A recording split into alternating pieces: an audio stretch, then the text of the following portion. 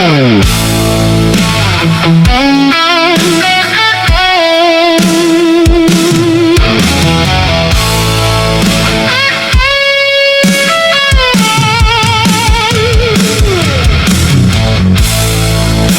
់មិញនៅអូនក្បែរមក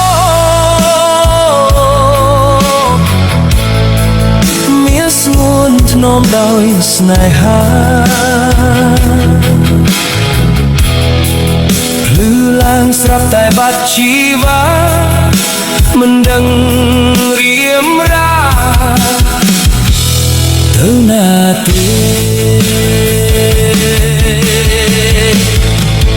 អូនអើយអាចចិនចោលបងមានស្ងួនខឹងបងរឿងវ័យ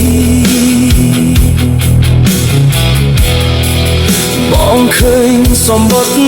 មួយយ៉ាងខ្លី